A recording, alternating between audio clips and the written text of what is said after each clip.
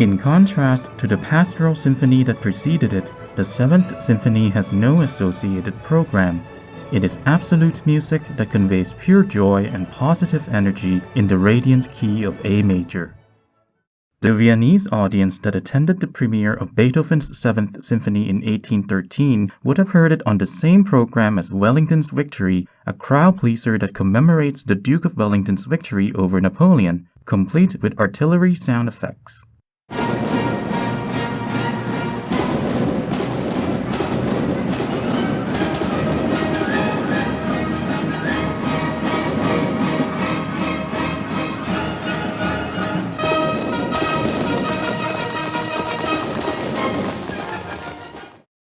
Consequently, the audience could have mistakenly believed that the Seventh Symphony too was a celebration of the recent victory over Napoleon.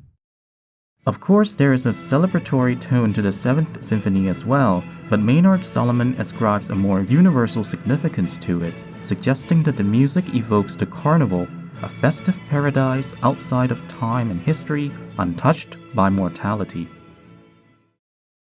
It's worth mentioning that while Beethoven was working on the Seventh Symphony, he was also contemplating the idea of writing an opera on the subject of Bacchus, the god of wine, fertility, and religious ecstasy. Indeed, the most striking feature of this symphony is its rhythmic vitality. Wagner famously describes the symphony as the apotheosis of the dance. Each movement is dominated by its own persistent rhythmic cell.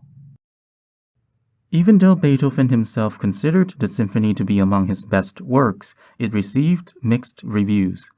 An early reviewer of the Seventh Symphony asks, what had become of Beethoven in his later period? Did he not succumb to a kind of insanity?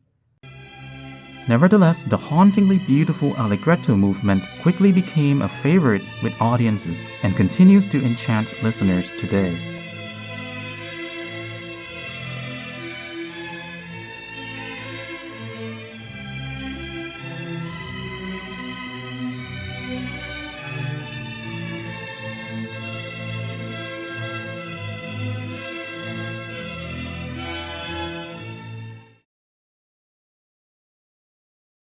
The symphony begins with a dignified and richly developed slow introduction, which is much longer than the introductions for the Second and Fourth Symphonies. Essentially, it's serving as a majestic overture for the dances that are to follow.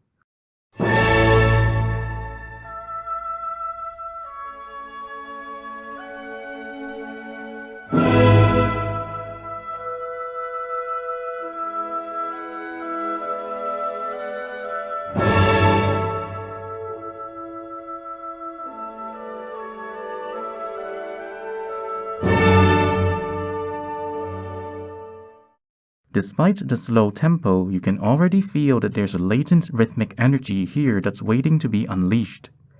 The downbeat chords, spaced out every 2 measures, are like massive columns outlining a broad structure that becomes infused with rhythmic vitality through subdivisions into half notes, eighth notes, and later 16th notes. The introduction features the alternation of 2 materials, we'll call them A and B. In section A, we first hear stately half notes in the winds and horns. Notice that the bass line descends chromatically from A to E. This is an old idea, but Beethoven's harmonization is innovative, as he already introduces the flat mediant and flat submediant.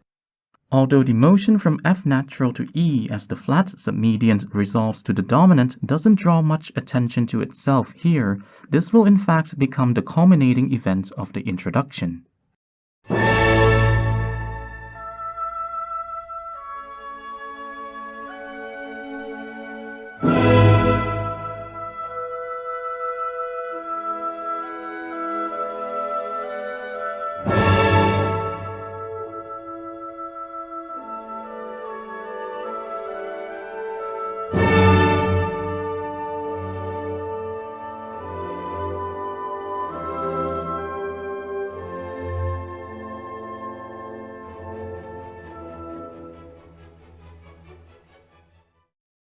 As section A progresses, the half notes of the melody become increasingly intertwined with a more active ascending scalar figure that gives them more rhythmic life.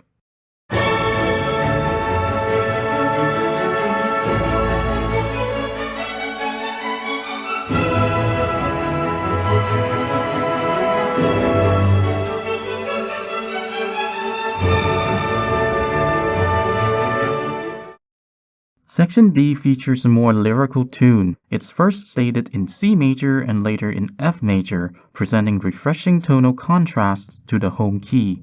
Recall that we were already introduced to C major and F major harmonies, the flat median and flat submedians, back in measures 8 to 9. They will become important key areas throughout the symphony.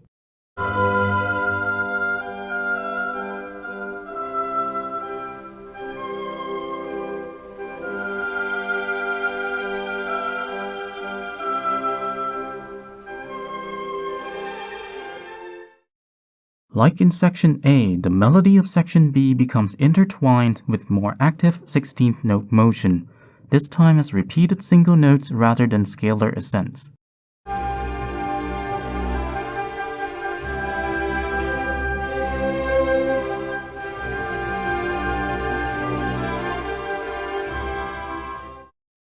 The introduction culminates with a crescendo through 4 measures of the flat submedian harmony, which finally resolves to the structural dominant in measure 53.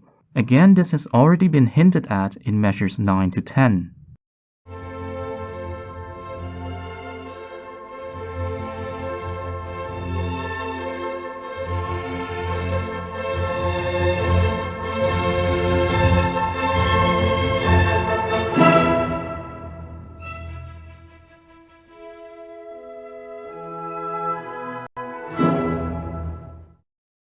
The repeated notes from Section B are then employed to make the transition from common time to the 6/8 vivace of the movement proper.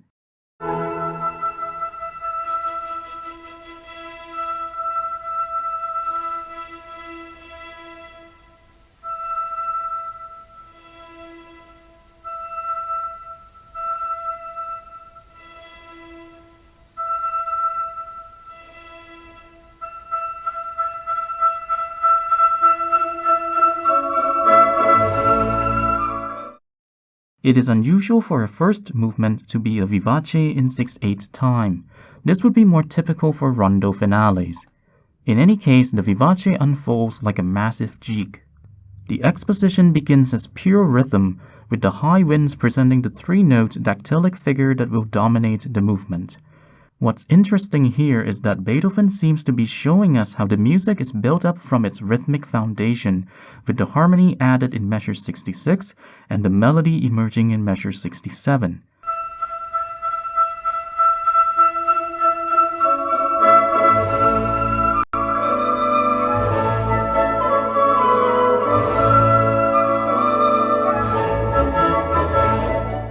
The main theme is reminiscent of folk music, with its grace notes and Scotch snap possibly alluding to the melodic style of Scottish or Irish folk song.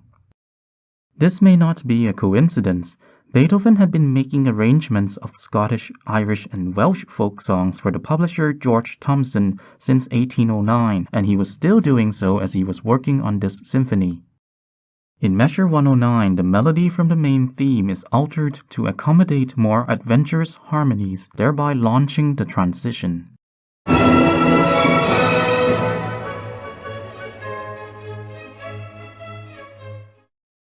The subordinate theme offers a brief respite from the pervasive dactylic figure. It's almost like a passing interlude, featuring a sequence of descending thirds.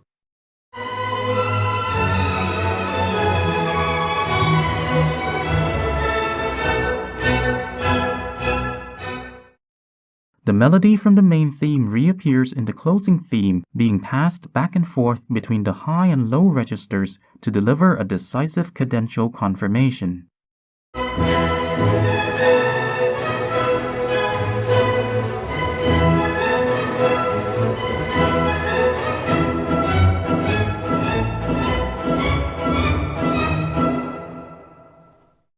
The exposition concludes with an odd silence. It feels like the music is abruptly cut off because the rhythm makes the listener expect a strong downbeat in measure 175, which is not given. Incidentally, the striking contrast between rhythmic vitality and sudden pause in this symphony is wonderfully described by Samuel Beckett as a dizzying path of sounds connecting unfathomable chasms of silence. The development section begins in C major, the flat median. After the initial turn figure, the main theme does not proceed as expected. Rather than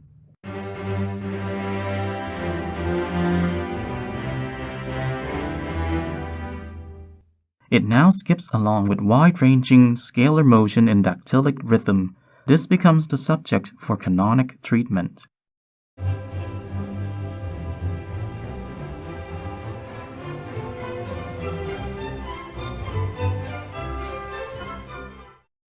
It seems that the dominant harmony is already established by measure 209, but we end up with a deceptive resolution to F major, the flat submedian, through disorienting chromatic third relations, and the development continues on with a fugato passage.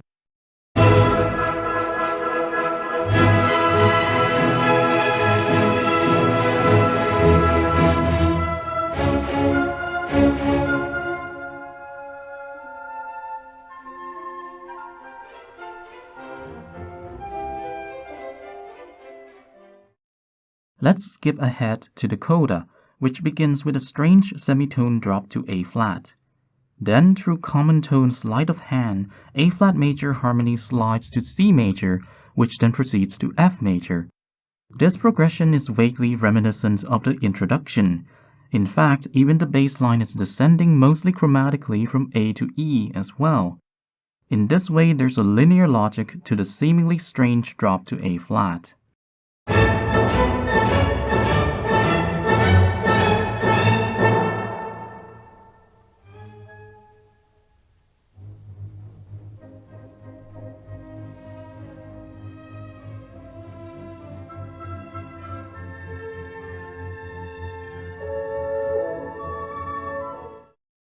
The most striking passage in the coda begins in measure 401, where a chromatic turn figure is repeated 11 times in the bass.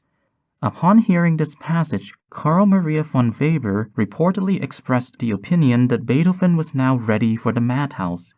This turn figure actually comes from the head motive of the main theme, while other motifs from the theme are repeated above it.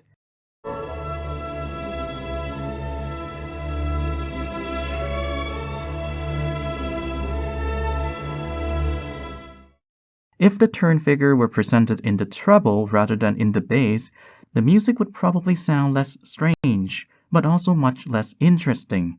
It is the strangeness of the passage that keeps us listening.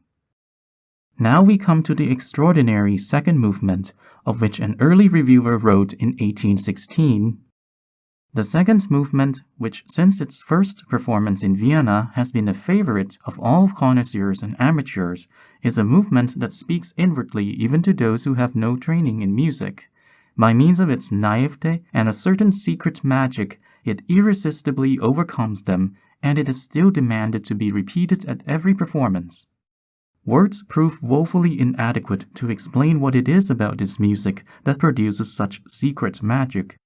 Personally, I would say that it is rare to encounter music that can evoke both the sublime and the beautiful in such a perfect synthesis.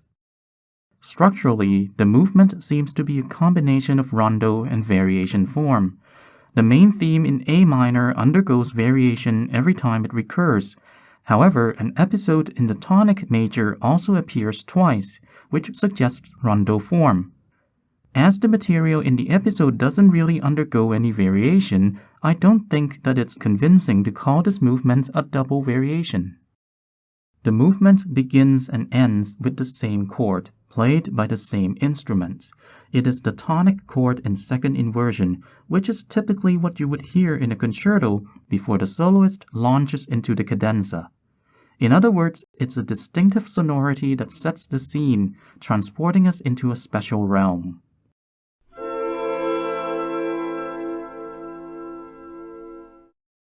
The curtains draw back, allowing us to observe a solemn procession that seems to begin in the distance and gradually draws nearer and nearer.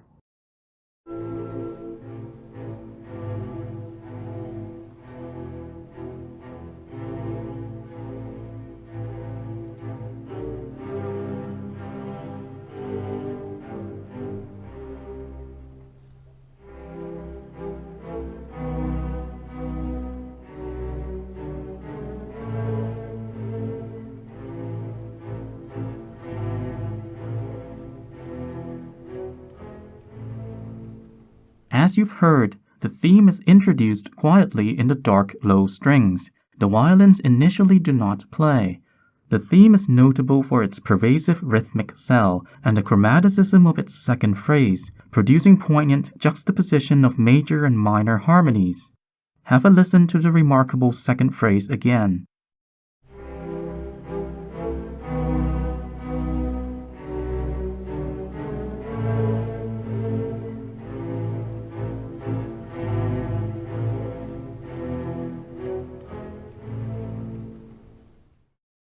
Even though variation principle is at work, the aim here is not to revel in diversity and great contrasts.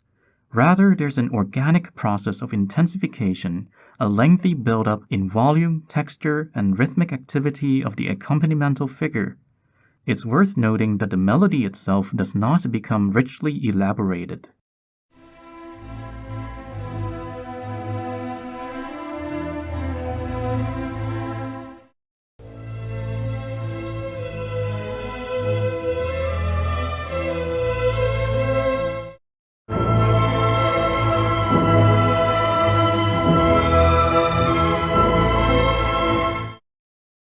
For a comparison, consider the slow movement from the Appassionata, which similarly begins with quiet chords in the low register.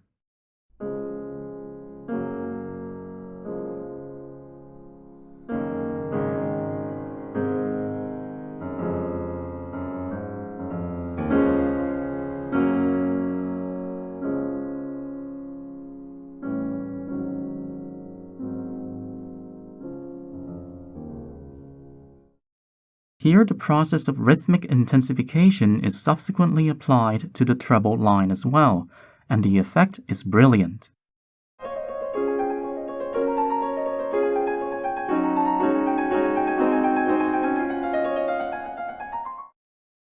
But in the second movement of the Seventh Symphony, the hypnotic melody and its elegiac counter-melody remain essentially unchanged, as the variations strive for grandeur rather than brilliance.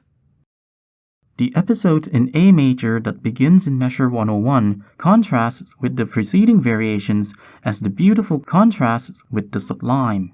Yet, despite its gentle lyricism offering consolation in the tonic major, the prominent dactylic rhythm from the main theme is still ever present in the bass.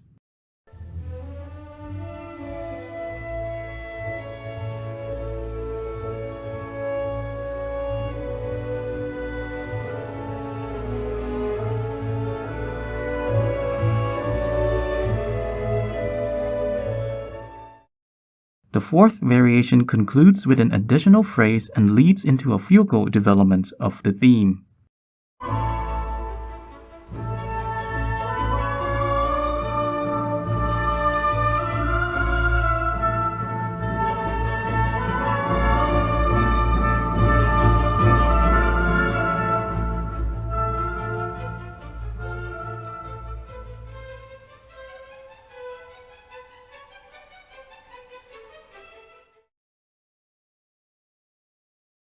This fugal development eventually builds to a climactic statement of the theme.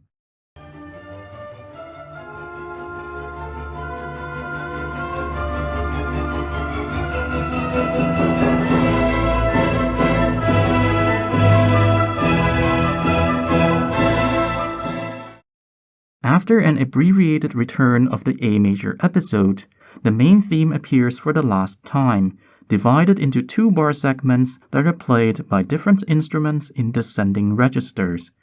If the main theme evokes the image of a solemn procession, then we can sense that this solemn procession is now passing into the distance, fading into mist and dream.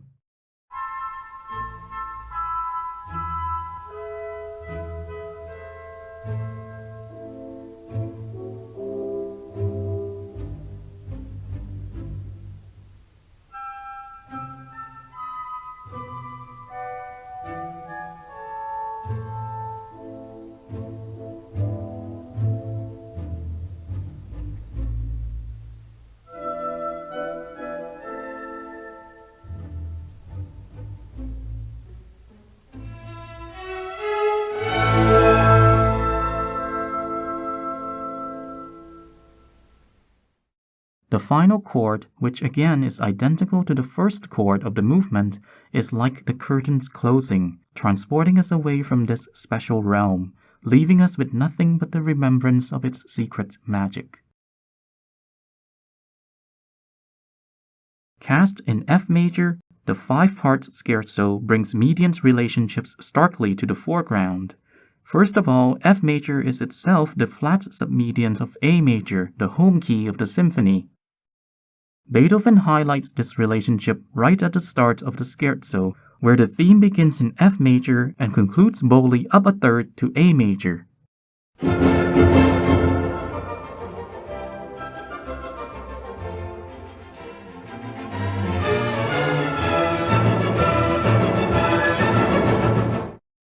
Moreover, the trio is in D major, which is down a third from F major. So the exploration of the mediant and submediant that we saw in the first movement is happening here in the scherzo as well. The trio seems to be the very antithesis of the scherzo. The relentless rhythmic drive and wayward modulations in the scherzo give way to the sustained drone and diatonic clarity in the trio. This material may actually be based on a hymn traditionally sung by pilgrims in Lower Austria.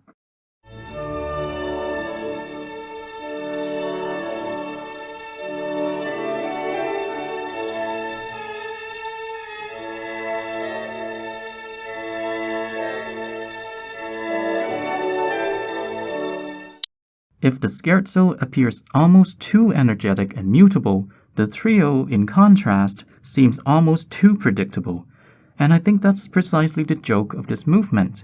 Indeed, the trio will make a second complete appearance, as if Beethoven really wants the listener to start getting tired of hearing it. In the coda, we get the punchline. The trio appears to be returning for the third time, which would be like a guest who overstays his welcome. But Beethoven unceremoniously slams the door in its face.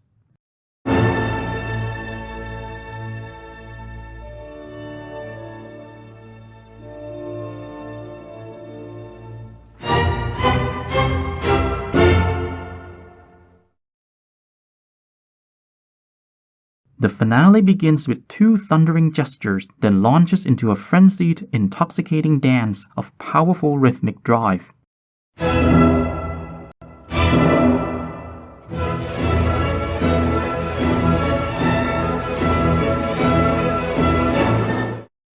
You'll notice that the main theme has a rustic, earthy quality. There's a good reason for this. You'll recall that Beethoven had been making arrangements of Scottish, Irish, and Welsh folk songs for the publisher George Thomson since 1809. Overall, Beethoven actually wrote 179 folk song arrangements from 1809 to 1820, so he evidently took the endeavor seriously and devoted a lot of his time to it. Nevertheless, these arrangements are among his least well-known works. One arrangement, however, deserves mention here because of its connection to the finale of the Seventh Symphony. This is Beethoven's arrangement of the Irish tune known as Save Me from the Grave and Wise. Save me from the grave and wise, for vainly would I tax my spirit be the thing that I despise and rival all the stupid merit. In particular, have a listen to the postlude to the song. There is a direct melodic correspondence with the main theme of the finale.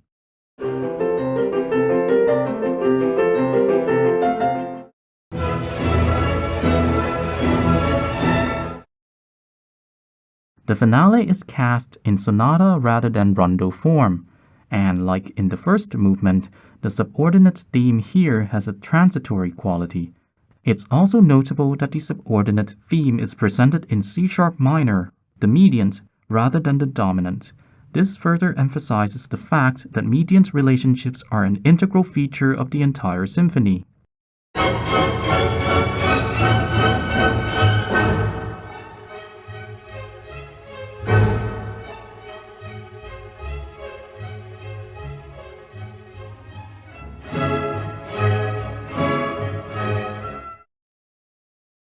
In another parallel to the first movement, the development section explores F major and more prominently C major, with the main theme appearing in these tonal regions, which were first introduced to us in the opening measures of the symphony.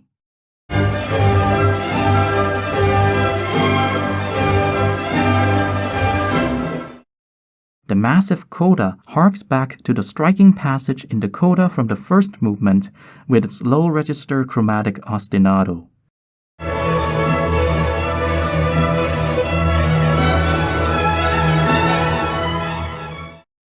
The coda builds in excitement to triple forte, an indication that has never been used in any of Beethoven's previous symphonies and a testament to the exuberance and vitality of this music.